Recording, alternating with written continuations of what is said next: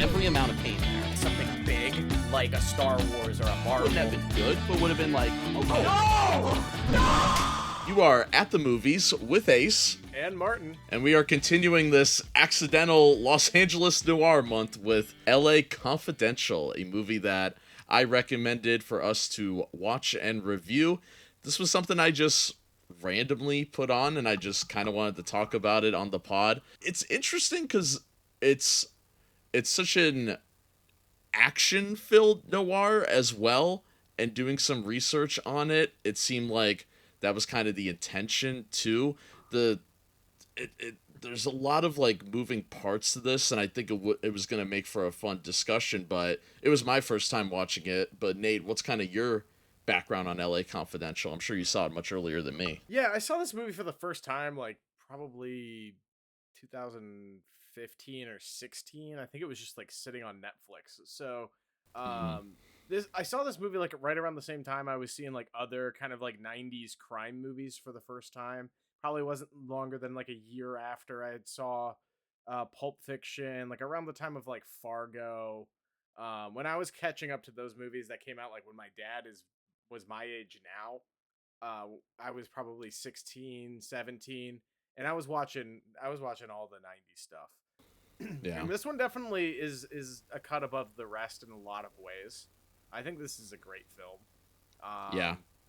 I think it's a little like, I mean, there's definitely, you got to address the elephant in the room. The Kevin Spacey of it all has made this movie kind of age a little odd, but The Usual Suspects suffers from that even more, and I feel like is talked about more, despite being a way campier movie than this. This movie's like cut and dry and like earnest all the way through. The basis of Netflix is a Kevin Spacey-led show, so it's like our modern way of watching television is from a show starring Kevin Spacey too. You can't escape him, especially when you're looking at great movies in the late 90s.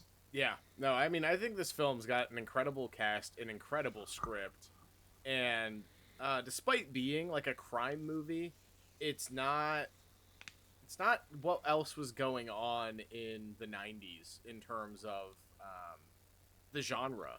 You know, this is not a like scrappy indie like a Tarantino joint. This isn't you know, I just also watched last night. I did a weird double feature. I don't know if you've seen this movie. Have you seen Bound, the Wachowskis' first movie before The Matrix? I don't think so. It follows the template perfectly of like what I think of when I think of like a 90s action movie, of it being like a gritty kind of crime movie, low budget, but with like, you know, great character actors and like a memorable script. This movie, it takes that formula and just goes to 11 with it. I mean, thank God this movie exists and got us Russell Crowe and Guy Pearce in like mainstream cinema. Like, seriously. Yeah, like to right off the bat, I love most of the cast, and Guy Pearce was the big standout for me. I know Memento's like his big movie, but I think this is my favorite Guy Pearce performance. I love how much of a square he is in the beginning, and he's, you know, that cutthroat. I saw a great comparison that these three characters are kind of like the three men, like the three types of men that came out of World War II. Where, oh, yeah, that makes sense. And I really liked the way that was described, and that made a lot more sense to me as looking back on the film. But Guy Pearce is that kind of square in the beginning, and he would rat out his colleagues if it meant for justice. He kind of has the same origin as Batman. His father gets killed, and he's the Nepo baby seeking vengeance pretty much, but doing it in the LA police force. And I found him just really interesting, and I love that he's almost upset. His almost obsession with Bud Wife becomes a bit of a rivalry in the middle of the film as well. And I mean, there's even a scene with him and the main love interest for Bud White where she's like, you know, I'm not Bud White, when they're about to make out. Like, it is almost like a just kiss already between him and Russell Crowe sometimes watching it. Absolutely. I think that I definitely see where you're coming from, and I love the character transformation of Guy Pearce, but I think if anyone gets their flowers in this movie, dude, Russell Crowe is firing on all cylinders. Yeah. The fact that this is like his like first big movie. I think like what, The Quick and the Dead came out right before this. Yeah, I think so. And then he 2 years screams charisma. And then 2 years later, he's in Academy Award winning films. Like it only goes up from here. Yeah, I mean, it was like right after they were done with the Tom Hanks of it all. It was like Russell Crowe's turn to get nominated for Best Actor like 5 years in a row. And I mean, you can see it in this. I can't think of another guy who could play that character that way. He's such a infectious actor, if that makes sense. I just like watching him. He's in that tier of actors where I just like watching him act. It really reminded me of that in a movie like The Nice Guys, where it's later Russell Crowe, and it was like that. I think that's why I randomly put on LA Confidential as a late night watch, and I instantly got invested in it. And I think Russell Crowe is a big part of that. I just like watching that dude in movies. It could be a shitty Exorcist film. I'm still down. Hey, dude, when he gets on a fucking moped and he is the Pope's exorcist, I'm here for that. Yeah. I'm here for that all the way. Yeah, no, I think he's one of those actors, especially back in his heyday. I mean, you're right. There's definitely been some like late Russell Crowe performances that are like, what are we even doing here? But especially back at the height of his powers, he was one of those actors where if you were in a scene with him, like you can tell that other actors are playing up to match him. Like, yeah, there's some great back and forths with him and Guy Pearce in this movie. I think Guy Pearce is a great actor. I think that Guy Pearce has really, really aged with time. You know, because like in this role, that's true. There's so many players that could have done that role as well. Like, I'm sure this is probably one of the most sought after roles. I feel like probably Ben Affleck and Matt Damon probably both. Yeah, I were up for believe this role. McConaughey auditioned for it as well. McConaughey makes a lot of sense. So does Yeah. Brad Pitt. You know, there's like so many guys that I think could fit the Guy Pearce role in this movie. But I don't know if there's anyone who could do Guy Pearce in The Brutalist. Like, I don't know. Every time Guy Pearce shows up now, he crushes it. He's like on fire. But this might be my absolute favorite Russell Crowe performance, which is a hot take because this is not one of the ones he won an Oscar for. It's It might be crazy to think that my favorite Russell Crowe performance is The Nice Guys. I could think of like 5 quotes right off the bat from him. Like, I know really that's the awesome Gen Z take, but I just love him in that movie. No, that's a good take. I mean, definitely of any of his later era. That's gotta be the best. There's no contest, really. Unless you're like super, super based and you want to go to the Dark Universe's Mummy. Where he played Dr. Jekyll. Now the love interest, Kim Basinger, did she win the Academy Award for this? Or was nominated, I believe? That's a great question. I'm gonna do some research so I don't get fact checked in our comments section. Yeah. The only other performance I think I've seen her in is playing Eminem's mom in 8 Mile, which I didn't realize was the same director as well as Curtis LA Confidential. I love 8 Mile, and now seeing this movie, I'm like, maybe I should check out his work more, because I really do love both of the movies I've seen now. I hate to say it, but I kind of wish her performance had more. Like, I don't think it's necessarily her fault. The whole idea of pretending to be this movie star and in this fucked up way these failed actresses still get to act, but while playing into this prostitution was really interesting. I kind of like, if there was a whole spin-off movie about that, I'd be super invested, and like, because that was all fascinating to me. Yeah, so you're right. She did win Best Supporting Actress. Kim Basinger That's won wild. Best Supporting Actress. And this movie won Best Screenplay. Both Brian Helgeland and Curtis Hanson, the director, won for Screenplay. In some of my half-assed research, a lot of people believe that it should have beat Titanic for Best Picture, which... I don't know about that. Yeah. I love this movie. I love this movie to death. It's not Titanic. It's not. It's literally, arguably the greatest like blockbuster of all time. Like it's hard to beat that. But you look at nominations. Spacey got one for lead actor in this, which I think is interesting. Oh, really? He got a nomination. He did not win. Wow. Oh wait, They not an really- he Oscar. really- Not an Oscar nomination. Actually, none of the male performers in this movie got an actor nomination. But That's wild. At the BAFTAs and a couple other places, Best Actor in a Leading Role, Kevin Spacey. So it looked like the campaign was frontlining him of the three performances. And part of that might have been because he had been around. He'd been a character That's actor true. for 10 years already. He was the And maybe, selling like, point of the film. Definitely. The marketing Yeah. sells it like he's the main guy. What do you think of Kevin Spacey's character in this? Is a very like interwoven plot. How do you think he fits in? Because I think it's interesting. He seems like an outlier, but I feel like he's the LA in the LA Confidential. Like he really is Mr. LA in this, the way he acts, the way he goes about things compared to the other two cops. It's very that character's very interesting to me, and the fact that, you know, we lose him with, I believe, 28 minutes left still in the movie, because I had to pause like right before he got shot, I remember. And It's a great. That's one of his best on-screen deaths, in my opinion. one of the most surprising deaths. Like I knew it was going to be I believe it was Dudley. At that point I knew Dudley was at least in on it, but I was not ready for a straight up murder to happen in his kitchen. Like, that caught me so off guard in that moment.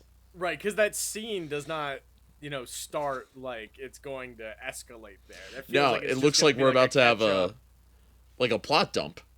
Like we were about to Right. get revealed Get like some what's exposition happening. and some answers, questions answered. Yeah, exactly. Yeah, I like that take where he represents the LA of this police force, and I kind of see that, because although this is about the police, it very much feels in line with movies like Goodfellas and Casino. He feels like he's in the Joe Pesci role, where he's kind of the Yes. wild card. He's like the manic one. He's the one who's kind of on his own island, but you can't control him. And that's the scariest character in this movie, in my opinion. Yeah. Because there are corrupt cops like surrounding the entire police force, including Dudley and including formerly Bud. But what I really like about this movie, and it's a cop movie, so you can't really like say that these are upstanding citizens or anything like that. But I like the Yeah. contrast between Bud and Exley having both strong moral principles, but different like guidelines and parameters. Because both those guys are like they don't necessarily see themselves as the hero, but they have their principles and they stick to them. And like Bud jumps to the defense of every female character in this movie more than once. Yeah. And Exley's like a by the books, I'm a clean cop, like nerd emoji. And Bud would rather take a fall than rat out other cops. And it's like he's got like that code. He's got his Yeah. moral like I guess driving force. But then there's fucking Jack, Kevin Spacey's character, he's like the fucking Joker. He's got no morals. And he's chasing the headlines. I love the use of newspapers in this Yeah. as well. Perfect visual of how that was like, and I think it's only aged like wine because of the true crime boom on the internet, and how unfortunately crimes are almost romanticized sometimes in a really weird way that I still don't know how I personally feel about some stuff. Like you have stuff like this where it's completely fictional, and I have no problem with that. But then you get to something like Dahmer that I just don't really want to watch, and it's that blurred line sometimes in this genre.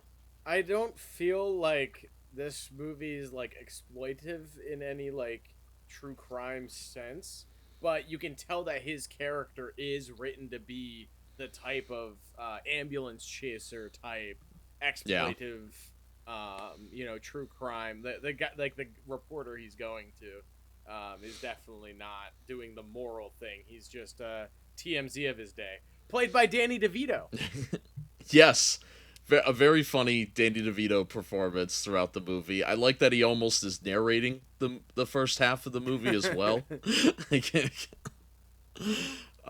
Yeah, the cast is just stellar because it is a very surface level. Like you said, they touch on a lot of social topics, some social topics that unfortunately are still relevant to this day, and it it's a very it is surface level, but there are little pieces that are a little deeper. But you could watch this whole movie and not really catch that if you're not also like kind of paying attention as well. It's like an ogre. It's like an onion. It's got layers. Yeah, I think the real like onions and layers of this film I think have a lot less to do with LA specifically. I think it has a Hmm. lot more to do with like corruption in police. Yeah. But I do think it is refreshing because I feel like internal affairs, even like Goodfellas, all that stuff, all these crime movies always take place on the East Coast. So it is Yeah. refreshing to have that, especially a period movie set on the West Coast about the same stuff. I feel like it's elevated because it's set in Hollywood and it's about making movies, you know? Yeah. Um, It wasn't afraid for everyone to have flaws. Like the guy left standing in the movie still ends the movie on a cover up. Like he's still like not like totally factual and totally telling the truth. It's a little like, oh, they're using me a little, I'm gonna use them a little bit. And you look at that and it's like it is like, oh yeah, like a fuck yeah type of ending, like mess with the system, but it's also like, well, is that the 100% morals? Maybe not. And there's right. there's yeah. Yeah, I do. You are kind of left wondering like what the major takeaway or the major theme of this movie is. Um, and maybe it is that corruption like is inevitable, or like maybe it is that like you never really walk away. Like making up one moral compromise is like a slippery slope that will Yeah. eventually, no matter what, you're in the wrong. Yeah, and even that character, it's not like he was an angel throughout the movie either. Like No. he also Guy Pearce's character also had so many flaws. It seemed like once you start favoring a character, then they show a really like shitty side of them. Like that happened like multiple times in the movie for me because you like Bud for a little bit of the movie, but he's also part of that bloody Christmas as the newspaper called it, and he's in that fight and everything. Uh, Jack, Kevin Spacey's character, gets in the fight because they got some blood on his suit, and it turned into a whole shit show. Like nobody was in the right there. No, definitely not. And I don't think this movie's meant to have like the guy you're pulling for. Yeah, And I think that's by design. I really like the script. And I haven't read the book that Yeah. it's based off of. yeah. I But guess the book has like 8 characters instead of 3. that's what I've heard. And they Yeah. merged a couple of them and they didn't as like explicitly separate who you're focusing on, where this one's like plots are more like interwoven. It's not like there's the Jack chapter and then there's like Yeah. it goes from one scene to the next. It's just you're following a different plot. I'm surprised there isn't a LA Confidential series yet. It's Like exactly what I was gonna say. I'm surprised there isn't Yeah. an LA Confidential miniseries. It's one of the rare times where I'm like, you could turn this into a miniseries, especially if you want to be more faithful to the book. There's a lot of material here. When Guy Pearce and Russell Crowe were kind of teaming up, I was like, I wouldn't have minded if if there was a whole buddy cop movie with these two. Like, Yes. you had kind of the square and Guy Pearce, and then you had Bud, who was the muscle. And when they interrogated that one lawyer, like that was a really fun scene as well. Like they were really fun for like the 20 minutes we had them. That's my favorite chunk of this movie. That's the most Yeah. rewatchable part. That's like that's the movie that you like want to watch, and it's just great seeing those guys interact off each other when they're like functioning. Yeah. Like they don't like each other. They kind of hate each other, but they're like they both have the same goal, so they work well together, and I like that a lot. It's very relatable. I think this movie's like themes in general of like masculinity and like certain codes and laws that men like live by, I think is really interesting. It very much feels like what you were saying of like the 3 types of guys that came out of World War II, and you can Yeah. see that You can see that all over this film. What was kind of your least favorite thing about it?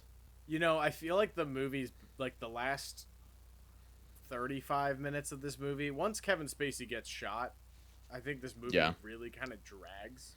Like, not in the sense that you know exactly what's coming, but like you know it's winding down now because it was moving at a fever pitch for 45 minutes straight, and they like did a big rug pull, and now you're like, oh, we're in the resolution. They gotta like tie up all these loose ends, and it's not hard to like predict where the story goes from that moment. I don't love the ending. I'm no detective, but I feel like they could have found better ways to unravel this whole, Dudley being a part of everything than just meeting at the Vice Hotel and then all of a sudden they're getting swatted by a gang of people. Like, it just felt very clunky because they were so calculated right before that. That's totally the part that I'm talking about, because it's like yeah. Oh, we know that it has to come crashing down, and that's like the biggest jump to just do it. It could have been more pointed. It felt a little studio interference. It's possible the studio could have been like, "Hey, noirs don't make money. We need a big action sequence in the last half of this movie. We need guns. We need like something here." And maybe, I could be completely wrong, but that's just a theory I had because it just seems so out of left field. Yeah, this movie doesn't really feel all that noir-y to me. And I think that might just be because we're following three main characters essentially. Yeah. In its visual style, I could see it. There's a lot of high contrast, and it's like tropes and character archetypes. Definitely, like, I mean, Kim Basinger's character is essentially just like a femme fatale. Like, there's nothing saying she's not. But I think structurally, because it's got that triple lead role kind of breakdown, this definitely very much feels like its own thing. And one thing we were talking about last week was kind of like a Hitchcock element in like that suspense and concept. Building to a scene where you lean forward. I would have liked a little bit more of that in this movie throughout. I think there's like really, really great character and really, really great performance happening, but in terms of the actual plot, I'm not like caught up in like a mystery so much. Yeah, the whodunit was the least interesting part for me. Yeah, exactly. Like I didn't really care who done it. I just wanted to keep following these characters. Which is kind of how I feel about like Seven as well, which I would say is a pretty comparable movie to this, where once the movie like gets the answer, it kind of isn't that interesting. The fun part of Seven is watching these two detectives get to the bottom of this. It's watching Morgan Freeman in a library, and it's them going to a crime scene and looking around a room and putting together what sin it was supposed to represent. Like, that's the really exciting stuff. And like the actual, like, once you get to Kevin Spacey's character in that movie, you're like, okay, well, it's got to wrap up. How are we gonna find the last two sins? Russell Crowe getting shot 3 times, the face included, and still lived was kind of crazy as well. Dude, Bud White's a tank. He's honestly, there's something about Russell Crowe in this movie where he's not the biggest guy in the world. Like, definitely not yet. Like, he's not, you can see that he's the muscle, but he's not like the other guys, or not the other guys, the nice guys, Russell Crowe, where he's like a big fat doofus with muscle, like dad strength. He just looks like a guy who works out a lot. And he's a fucking tank. He's like knocking guys out with like 2 punches in this film. Like, he's kind of badass. When he just breaks the chair because he was just angry listening to the interrogation. I was like, the fucking Incredible Hulk over here. More like Mr. Incredible, damn. The a little nitpick I had was it I guess it takes place like the whole movie takes place 3 years. That did not feel like that at all to me. I thought it was like a month. I thought this movie took place over the course of like 8 weeks. Yeah. Like tops. There was like, it just felt like it was just boom, boom, boom, boom, like when it came to the pacing, and I never felt like there was a time jump. It's not like I feel like Zodiac's a good example of this. I think one of the best time jumps ever, the way Yeah. they do it, and we just never had a scene like that in L.A. Confidential. No. Like, I think one of the best scenes in Zodiac that sells that is when, I think it's the last time you see Robert Downey Jr. for a little while, and it's like 6 or Yeah. 7 years later, and Robert Graysmith, Gyllenhaal's character, is running up to Mark Ruffalo at the premiere of Dirty Harry. And he's like, dude, it's been years. Like, what are you talking about? He's like at a movie about his own life. He's like, what do you mean, man? We're not catching this guy. It's like, you feel the passage of time there. In Yeah. this, no, that's a very good point. We- And part of that might be a seasonal thing, right? Like, Yeah, Zodiac takes place in Northern California mostly. It takes place in San Francisco. But the opening scene is that 4th of July massacre. And it's got that Right. beautiful tracking shot with fireworks going off. So, like, even though it's in a region of the country that doesn't have a lot of seasonal change, you're aware of, like, the surroundings. The kids are in school. Right. That means it's the fall. Like, blah, blah, blah, blah, blah. Like, this movie, it's like, oh, it's hot and miserable. yeah, All and we the and we get time. and we get the Christmas decorations at first in the opening, but you could have told me this whole movie took place like Christmas week. Like they, and yeah, of course it's L.A. There's no, I know there's no snow in L.A. either, so I'm not really questioning that as well. It's stuff. I found that very interesting when I found it out that it was 3 years, because like all they needed was a scene with like Guy Pearce's character where they're like, you got to just move on from this, night owl massacre. It's been 2 years, like just something like that, and then it would have like Yeah. woken me up a little bit to being a little more self-aware. So I feel like we hit the if one character wins this movie or one actor wins this movie. We both kind of said ours. But what would you do if I don't know, let's say Apple TV announced a remake? Who you casted? Oh, so like a movie. Yep. Yeah, Straight they're up so dumb remake. at Apple TV. They're not even making Yeah. it a series, which is what you should do since there's so much more source material here.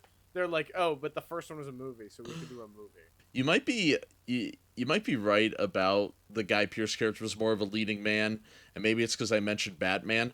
I think Robert Pattinson could bring that squareness, but also bring that darkness of like a father getting killed in him. So that's who I thought of right off the bat. I feel like Spacey's character, he's tough. Like, I'm not trying to praise Kevin Spacey, but we don't have a Kevin Spacey anymore. That's a really tough casting. For Russell Crowe, that's also tough, but I think you have more options than Spacey's. Who would, like, for Spacey, it's like, who's Mr. L.A.? Like, who would be able to tap into, like, that kind of personality as well? That's a good point. That's a good point. I think I like the Pattinson for Guy Pearce. I think I would go with like Josh O'Connor maybe for Russell Crowe's character. Okay, he could be a I little like that. younger, but have like that checkered reputation. And I think that would be pretty cool. Yeah. And then Another right. another one I was thinking of was Daniel Kaluuya, because I was thinking of his performance in Nope. Shit. Yeah. No. Daniel Yeah. Kaluuya in Nope and in Judas and the Black Messiah is a great point. Yeah. Yeah. Okay. I feel But, like the Kevin Spacey character would be interesting if you did like a Lakeith Stanfield too. Like that's kind of what I'm Yeah. thinking is someone who is like a little bit of a wild card, plays a good guy sometimes, Mm-hmm. plays a bad guy other times. He's got to be weird but also charismatic, and I think that's Yes. what my issue is. And Lakeith does do both pretty well as in films. That's pretty good as well. That it would be an interesting remake. I wouldn't hate that. I wouldn't hate this movie being remade. I think a series more faithful to the book would be the cooler route. But if they came out with if they said L.A. Confidential remake for 2030, I would probably check it out. Yeah, I would check it out too. I feel like there's interesting things you could still squeeze out of the story, and I think the pacing could be like a little better. Like honestly, like it's funny you said that this was on rewatchables. I hadn't watched it, but like I don't know if this is a movie I would go back to all that often. Like Yeah, I don't know. I've only seen it twice. I don't feel like it stuck with me enough to throw it on whenever someone was in the mood to watch a crime movie together. You know, like I would rather watch something like Zodiac. I'd rather watch something a little more over the top, like Usual Suspects or True Romance. Hell, I'd rather watch Fargo. Would you rather play L.A. Noire? No. No, I would not. I would rather play Red Dead. Did you ever play those Godfather games that they made on like Xbox 360? No, I never did. They were pretty good. They were definitely better than LA Noire, in my opinion. It was just like GTA, but it took place in the 50s and had a pretty small map, but it was fun. That sounds sick, actually. Yeah.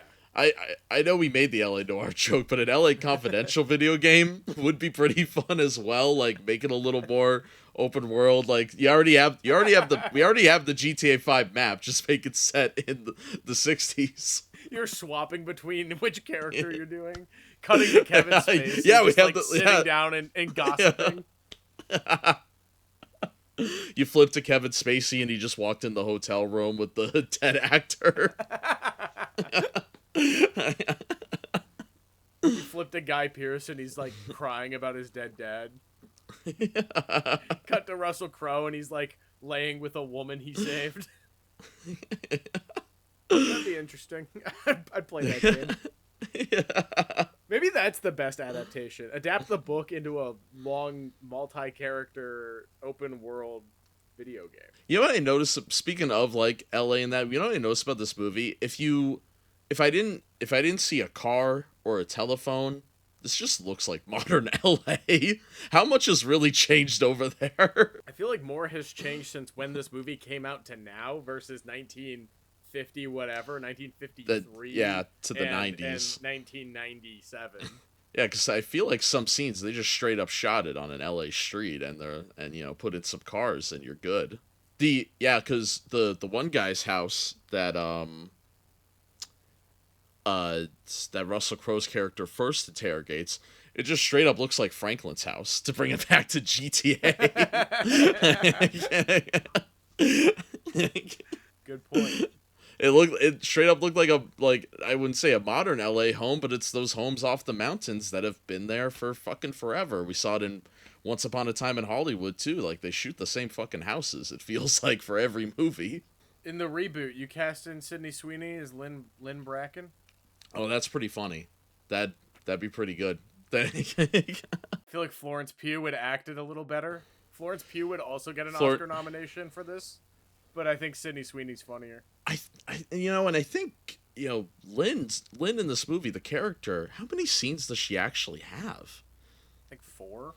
Yeah, for somebody like Florence Pugh to get in there, you would have to like buff up that character and give it some depth. Because like I said before, the whole Hollywood prostitute thing they were going on, that was super interesting. That was more interesting to me than what the actual murders were going on. Yeah, I agree. Like, I think it's annoying to open that can of worms in a movie like this and then to not like see it through, and I bet you that's probably one of the other chapters of the book. That's one of the moments where it does feel like a noir too, because there are moments in noir movies where you get really invested in one part, but it's just a piece of the puzzle and you're not going to go back to that piece. Yeah, that's a good point.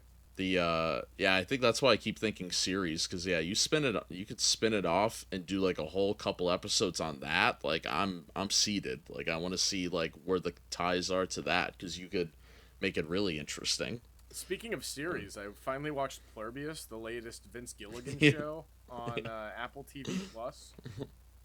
It's Kino. You should check it out if you haven't.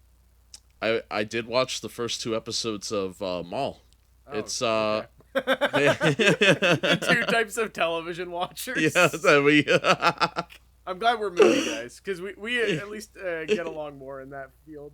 How's Maul doing? What's going on with him? It's solid. Cut in half?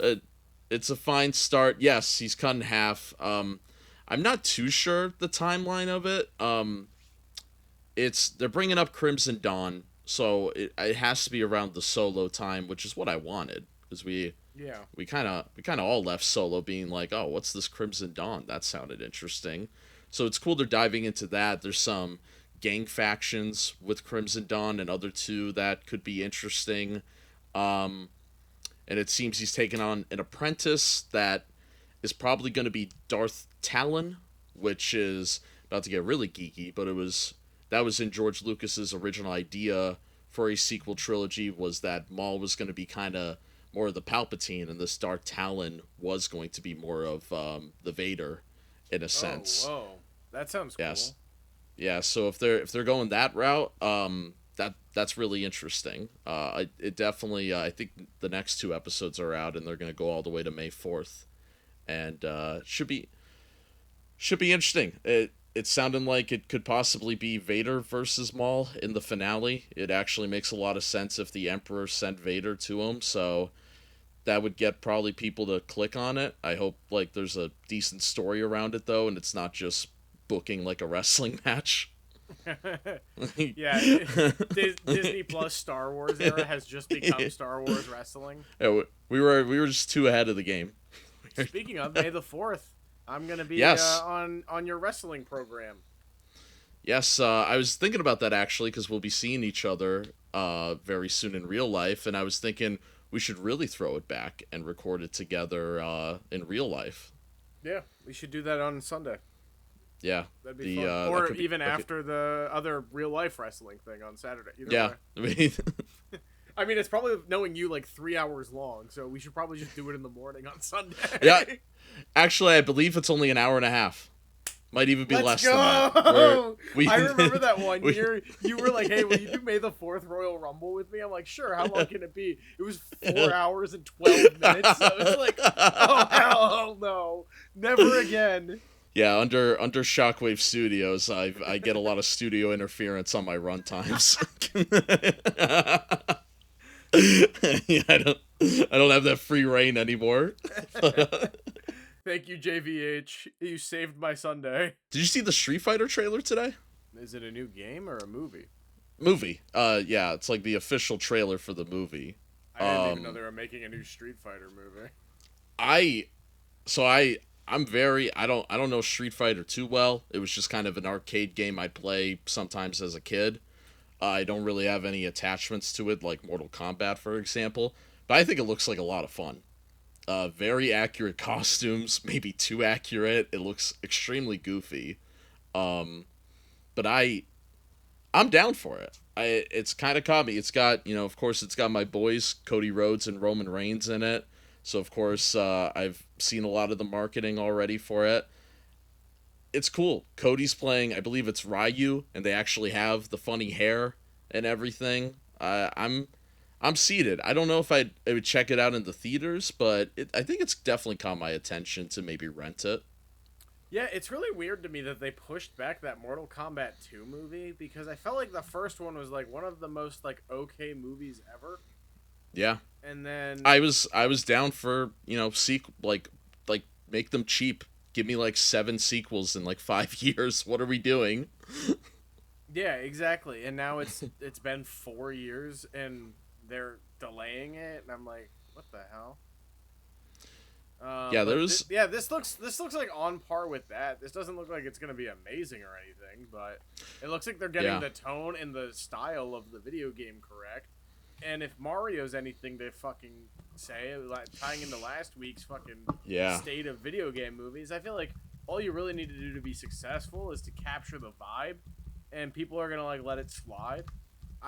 I'm really excited for this Resident Evil McGregor. Everything I hear about Yes. it keeps getting better, and I'm like, you guys can't hype And this movie up too much it- for me. I'm gonna be there opening and day no matter what.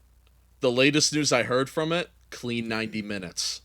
That's Oh. what I was saying last week. Yeah. Clean 90 minutes, and someone compared it to the Mad Max Fury Road of horror movies. That's insane. You can't That's be praising wild. a movie like that. That's crazy. Is that going to be the best video game movie ever? Like, It really could. I don't think a video game movie has had a director this good ever. yeah, maybe. Like, I don't even know who's second place in that. Like, no disrespect, but I mean, Weapons and Barbarian are now classics. We're talking about a big time director now. Yeah, that's true. That's true. The guy playing Ryu in the Street Fighter movie, Andrew Koji, I really liked him in the Snake Eyes movies nobody saw, so I'm glad he's getting another shot at a hit. He looked familiar. I like that guy. Yeah. Yeah, the whole trailer, I'm like, this guy he looks familiar, and he's got a certain like aura to him I really like, and that was it with Snake Eyes. Yeah, but the cast is, I mean, crazy. I mean, it's a mixed bag. For every Eric Andre, you got an Andrew Schultz in there. We'll see how some of that goes. 50 Cent looks like he's gonna be really funny in it. Yeah, I feel like a lot of these characters are probably really only gonna have like 1 or 2 scenes, you know? Yeah. Because it looks like the main characters is gonna be Ryu and Ken Masters, which I believe in the game, the canon, that's usually how it goes too. Yeah, those are definitely the main characters. And Yeah, then, like, kinda. you know, all the other fun characters are who they fight. Chun-Li's a pretty big character too. There's definitely like an ensemble, but it's like, Yeah, they talked I don't about they talked about Chun-Li's thighs in the trailer. Really Nice. shouting out the gamers. is Polka Dot Man playing M. Bison? Yes. Fantastic Wow. casting. That's Yeah. crazy. Will he Alright, do well, the I guess I'm seeing this. Yeah, that looks like a good time with like just with a bunch of friends and that could be a lot of fun. And I think CinemaCon's going on right now. That's why I have all this movie news. But I was about to say we've been getting trailers out the wazoo the past couple of days. I did just read Jerry Bruckheimer and Tom Cruise just announced at CinemaCon that Top Gun 3 is going in production. So we are officially getting a Top Gun 3 before another Pirates movie, but that's fine. I kind of hope Glenn Powell or Miles Teller becomes the main character if we're going to continue this franchise. I don't think I want another Tom Cruise-led Top Gun, like solely him, I guess. But I think that's what I'm getting. He becomes a commercial pilot.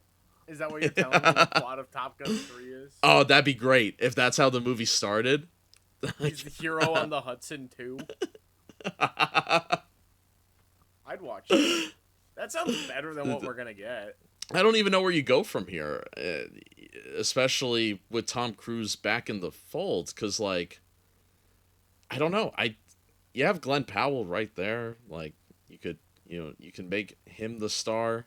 I feel like the stock on Glenn Powell has gone down, and I don't necessarily think he's done anything to deserve it, but he's had like 3 fucking misses in a row. Yeah, that's true. You can't really trust him in the box office right now, like we thought. If we look at the Anyone But You cast, Sydney Sweeney is a guaranteed hit every fucking movie. Ayo Edebiri from fucking The Bear season 3. I know she was really low in that Ringer power ranking, but that was just disrespectful. Homegirl's been working like crazy. It's just every fucking movie she does sucks. Yeah, that power ranking is. Let me look back at that power ranking. Was Rachel was Sennett crazy. not on there, by the way? Was who not on there? Rachel Sennett? I don't think so. That's crazy. She did Shiva Baby and Bottoms in a single year and hasn't been disappointing since. Like, I don't know. That's weird. It's crazy Dylan O'Brien's still under 35. Oh, Ariana Grande's on there at number 13. There was also I didn't even know this movie existed. I didn't even know this movie was even talked about. But there's a trailer for a Little Focker sequel, or Meet the Focker sequel. Yeah, with Ariana Grande now dating the grandson. Crazy. Played by the guy who played what's his name in Superman that everyone loved. Jimmy Olsen. Oh, okay. Yeah, so it's Jimmy Olsen, Ariana Grande. I don't buy that couple. Maybe I should. She's do. dating SpongeBob. Yeah, hold on. Well, no, I don't think they're dating anymore. So much for that. Yeah, she ruined that man's marriage for, what, like 8 months of... Yeah. Anyway. I'm trying to be nice. But yeah, I mean, oh boy, the 4th Fockers movie? Who wanted this? I thought society has moved on past the Fockers. Who was asking for this? I feel like society moved on from Ben Stiller. Like, I am not trying to be an asshole. Yeah. And I rewatched Night at the Museum last year. Or It last holds up. month, I mean. It's a good film. It's a Yeah. great film. Even I like Zoolander. I like Tropic Thunder. I like Mystery Men. I like Ben Stiller. He disappeared after The Secret Life of Walter Mitty, and I didn't hear a single peep out of anybody. No one was complaining thought that he was- left. I thought he was gonna like direct more. Like I That's thought what he's doing. You know, He's got Severance. yeah, I guess he went more the TV route. Yeah, I thought he'd be directing, more movies, or the Academy be calling his name by now. But yeah, I just saw that and I was just like, really? It felt like, and are people gonna go to the theaters for a Fockers movie? Like, how have we not learned? I don't know. I think this Devil Wears Prada 2 movie is about to make $1 billion. Yeah, I think you're right. I mean, they're trying. Well, I don't know if they'll accomplish it, but they're really trying to Barbie market it. Like Anne Hathaway's like, come in your best like clothes, like wear your Gucci or whatever to this. Like they are trying to make the movie an event. I mean, that's smart. Every Yeah. like middle-aged woman and millennial I know is like super down to see Devil Wears Prada 2. So, yeah, I mean, that movie's gonna print money. And we got Michael in like 2 weeks, I think, too. Yeah, we are. It's on the 24th. Yeah, I'll be seeing that one. So if we want to talk about that on the show, Yeah, I've tried to avoid any of the like they're dropping a lot of like full-fledged scenes, and I'm trying to avoid those. But John Perolsky, JVH, friend of the show, he was telling me he accidentally watched one, and he said a really scary comment. He's like, the editing reminded me of a certain Bohemian Rhapsody, and I'm like, oh great, here we go again. Lock in your parlays for the Academy next year, everybody. I know what's winning best editing. I hated the editing of Bohemian Rhapsody. Yeah, but like, I like the editing of Elvis, as chaotic as that movie was. Yeah, At least Baz that Luhrmann's editing making made me a anxious. decision. That movie's crazy because like it feels like you're doing cocaine and then you ran out, and then the movie's like anxiety inducing. I don't know. That's a very, very unique editing style that Baz Luhrmann has, and I don't think Bohemian Rhapsody captured that. I definitely don't think this Michael movie will. If it's going for that same like, all right, we got it. We shoot everything and then we just find it in post. What's the best reaction we got out of this kid who's never acted before? Do you think Austin Butler could have played Guy Pearce's character in L.A. Confidential? I thought you were gonna ask me if Austin Butler could have played Michael Jackson, and I was about to be like, "What the hell?" No, I don't think Austin Butler could play Guy Pearce's character. Maybe. No, I don't think so. He could sure use a character like that. I don't know where he's going as an actor, because Dune 2 proved that he could be like a Johnny Depp and like really have those crazy roles. But then he does the Bike Riders and Caught Stealing, so he's still being the cool guy. Like I just don't know where he's going. I kind of liked in Caught Stealing. He played like the guy who on paper is like cool and a dirtbag, but is actually a fucking loser. Like I actually liked that portrayal. Like he's a piece of shit. He got in a drunk driving accident when he was a teenager and killed his best friend and ruined his prospects to be a Division I athlete, or like all that kind of stuff. And Yeah. He's I think he works in the way that like more of a Brad Pitt type than like a Matt Damon type, and I think that's okay. I think he's supposed to be the guy who's a little rougher around the edges. I would like to see him. I mean, I don't know if I'd want to see a movie where he shaves his shitty fucking goatee and like puts on a suit and glasses and acts like Mr. Normal. Like I don't want to see a movie where Austin Butler plays the good guy at The Office. Yeah, no. I could see him in in the Bike Riders, it was a very Clint Eastwood role, and I was like, this dude could star in a Western if Westerns still, made money. Absolutely. Absolutely. In fact, I think he belongs in a Western. I think he's Yeah. about as good as an actor as those guys were. I don't know. I'm not buying in the stock on him all the way. But I think what he really needs to do is he needs to be in an ensemble movie, maybe something along these lines where he's a standout. Yeah. Like I think he needs to be Yeah. playing against other actors in a way that, you know, maybe he's not the main character, maybe he's just a supporting, but like give him some scenes to chew on, make him the highlight of the movie. If the is there any way, this might be blasphemous to say, but to kind of finish off the LA Confidential talk, is there any way you do a sequel to this movie? Yeah, I mean, if we're getting a sequel to Heat, you can do a sequel to this movie for sure. Would For you sure, have there's- everybody come back, or would you do the Heat thing and recast and do flashbacks? I think you could probably have. I think they could all come back. You're thinking Kevin Spacey's coming 'Cause- back. Oh no, that's I was more. Well, he's Thankfully, dead. he's dead. For one. Yes, I know it's a joke. Because Russell Crowe, he just goes to Arizona, right? So Yeah, he doesn't need to look like this like badass like guy anymore. He could definitely be out of shape now. He could have just been chilling with Lynn for like the past 30 years. I was gonna And Guy say Pearce still looks great. you could definitely bring back Guy Pearce and have him kind of be like, I don't. You gonna like legacy sequel this movie? It takes place in the 70s or 80s. Yeah. Like I don't. L.A. Confidential 2 is set in If- like. I think if you if- do this movie, it's the same police Whew. precinct. It's the aftermath of And- the corruption, and you get to the other characters that they didn't get to from the book, and you make a cohesive narrative there.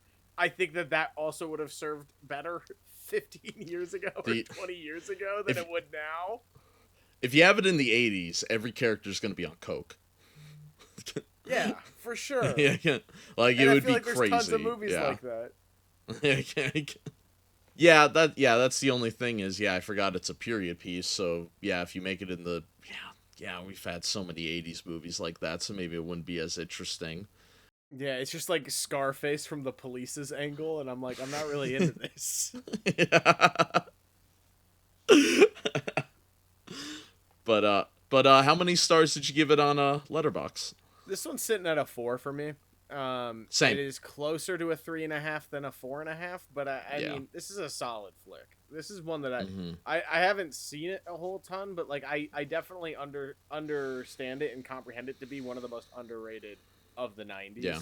At least like in today's age. I'm sure that this movie probably had quite a bit of buzz around it in 97. I wasn't there to witness it, but Yeah. I feel like people don't talk about this one very often. Some of that's got to be the stigma with you know Spacey being there. but Yeah. there's other Especially when movies he's that he's in all that over people the talk about posters. a lot. Yeah, that's true. Yeah, that's true. I feel like if I was, in my 20s in 97, I probably would have like the take that LA Confidential was like the slept on movie that should have had more recognition. Like it seems like it was the cool like one to have like a good opinion on. Yeah, that makes sense. If you did check it out for the first time because of us, let us know your thoughts in the comments. I know Rob, shout out to him, watched his Under the Silver Lake Blu-ray because of our review last week. So shout out to Rob. Thank you for that. And as we wrap things up, Nate, what do you got next? Are we closing out the LA Noir month with another? We are closing out the LA Noir month that we kind of just accidentally put together. You're watching Chinatown. We let's started go. this podcast with the Rosemary's Baby, and now we moved to the next We're Roman back. Polanski joint. We're watching Chinatown. Buckle up, buddy. This one's crazy. This is a great film. 70s flick. Got love Jack Nicholson. Yes. Okay. Oh, Okay. yeah. Yes. I never seen it, but now that I've looked at the cast and stuff, I am familiar with it. I'm looking forward to this one. Our first Jack Nicholson movie of the pod.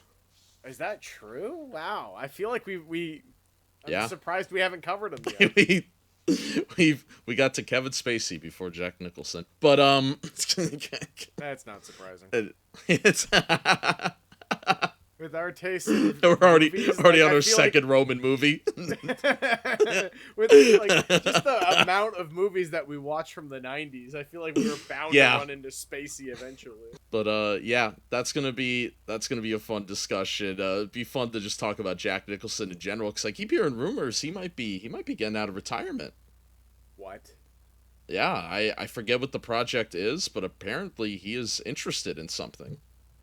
Is it spilling his beans on a Lakers courtside game? Like, what? This man's like 80 years old and hasn't acted in like a decade and a half.